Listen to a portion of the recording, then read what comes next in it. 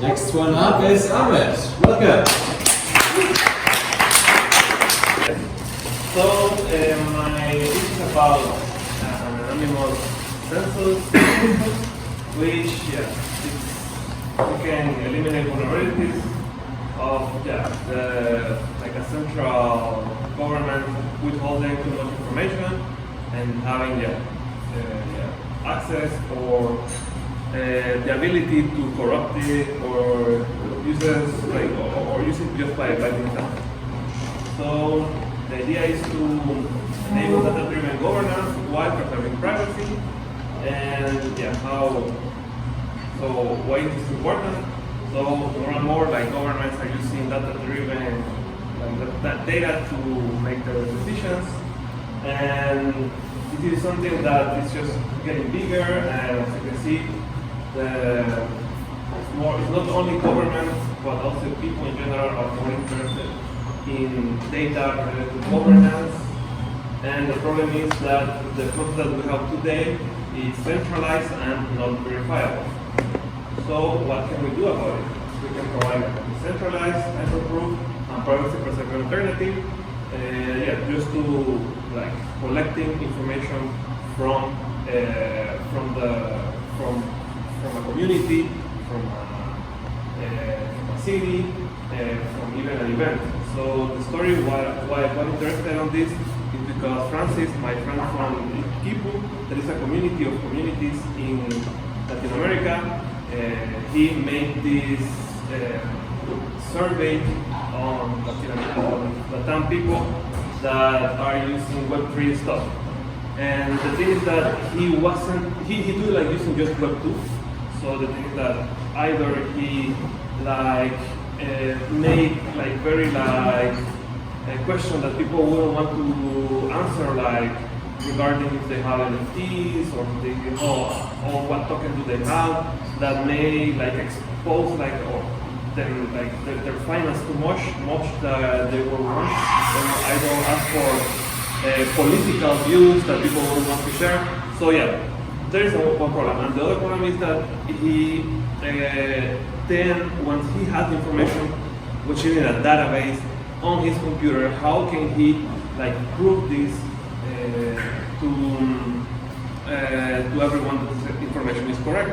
And this information is very useful for either people coming to run events and see where are the Web3 users or VC funds that want to just seek for projects, or people investors, people that want to launch projects to see which one better for them. So this is very important. So it's very important to have an alternative for this.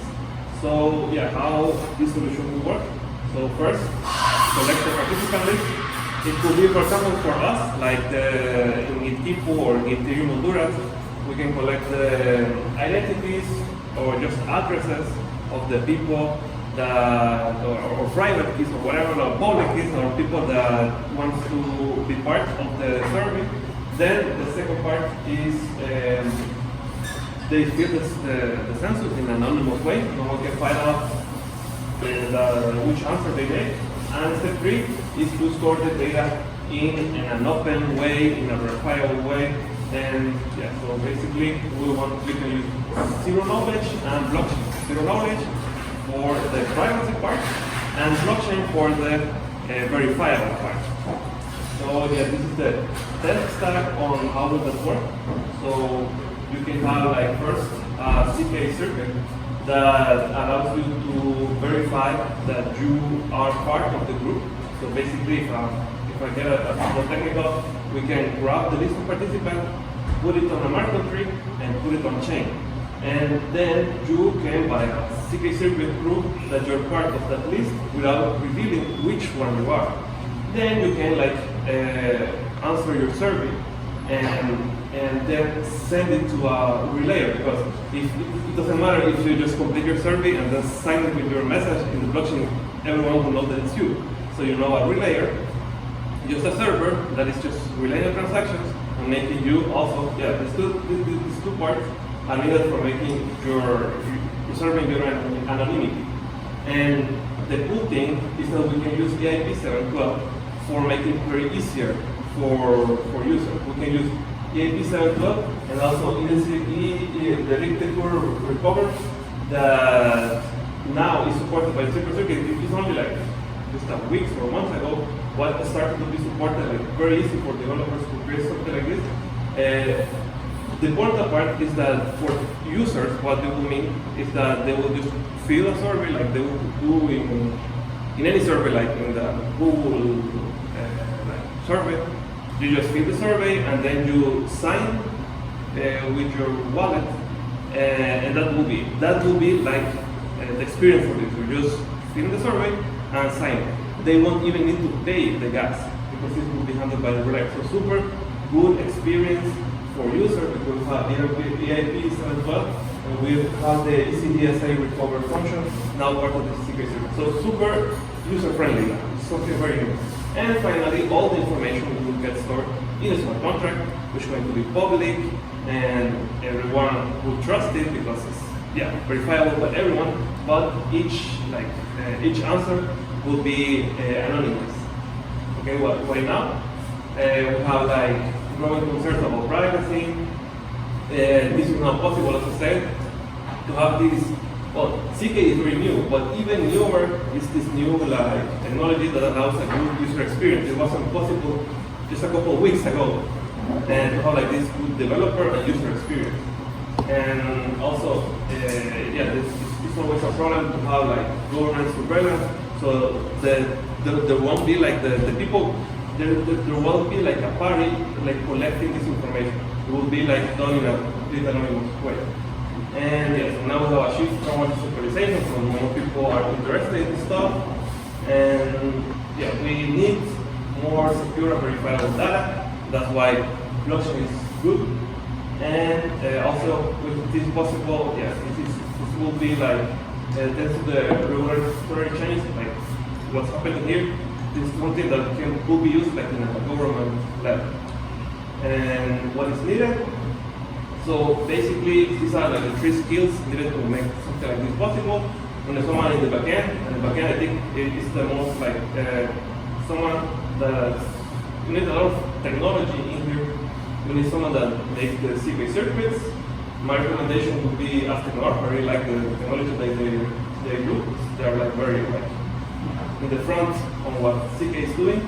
There's also like smart contract. This is like very this is more trivial. Smart contract development, something just Solidity would be fine, but it can be done in any other language, in other blockchain that supports smart contracts, and also a relayer developer that is also more trivial. You can use anything like what tool, like ODS or backend, like Django or whatever. And so, in terms of the knowledge about this, I personally have been like doing, just going back to here, I've been doing, because I do like YouTube tutorials about the technology.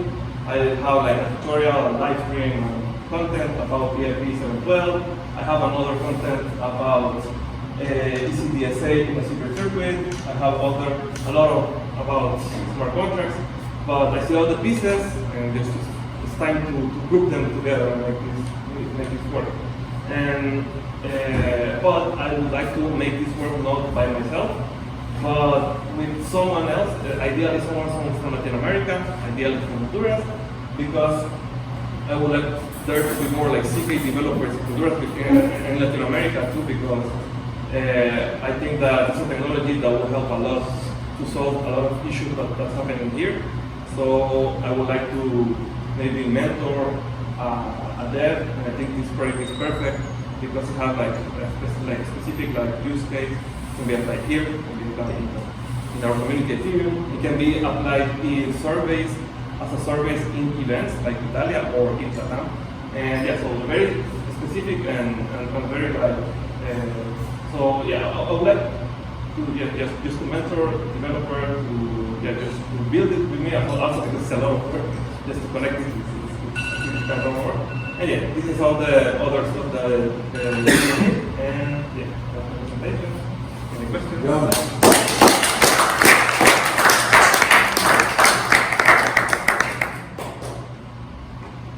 Yep. So you want to use cryptography because the problem is you can't trust governments to report the correct data. So every entry in the census is signed with a private key, right? But then don't you have to trust the government to give the private keys out to the right amount of people and not make their own private keys inside false data? So the public key is public on the blockchain. So yeah, anyone can see which one they are. Yeah, I can see a case that some public keys shouldn't be there. They're part of the marketplace, but at the same time it's public, and just covering that up would be harder. But yeah, I can see happen for larger projects like a government.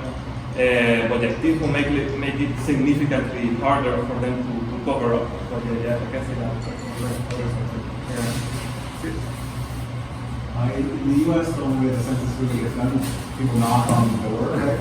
So are you thinking that also, if people self-select, then it's going to be skewed data, right? So how do we get it so that everyone is actually in the census? Are you thinking maybe door-to-door knocking kind of thing? Or? To get on the list, to get on the census. They actually have their data input, you know? Yeah, I think it's a big effort in the U.S. Yeah, I think for like cities that are like, more like Prospera that has digital residency is way more easy. You just plug it to an identity on chain, and that's it. It's super fast. But yeah, if for this to work, you will have to have like access to internet to make or at least access to a private key.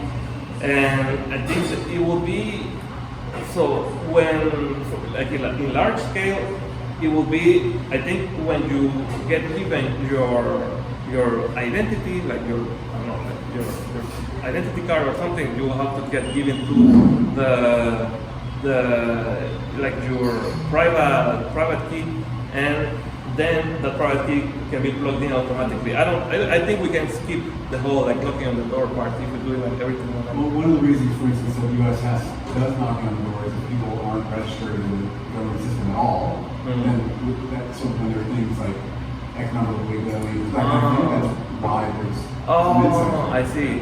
Okay, for people that are not registered to also collect that information. Yeah. Okay.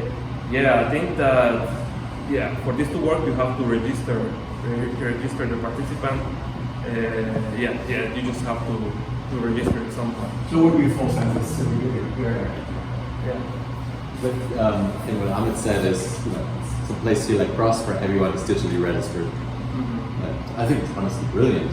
For someone like Prosper, we could get all sorts of data on the community who has problems, but they're anonymous, they're double blind, so you could get information you otherwise couldn't get this through the central data. What else do you think could be customers for the solution? Sorry? Who else could you think could be customers for that solution? I think that, for example, events, you can gather information about events. You can also plug this automatically to a DAO voting decision. For example, if we found out that most people like the building painted in red, we will automatically send the funds and paint it in red, for example. So it can be like automatically executed by the decision, by the result of the consensus. You can apply it, stuff like that. Also, I think the next part will be also having like dashboards and make information public so anyone can consume it. Like I think that make it easier to consume the information will be another important part, and so people can make better decisions. Not only the government, but also maybe the same participants on the city. Excellent. Thank you, Ahmed.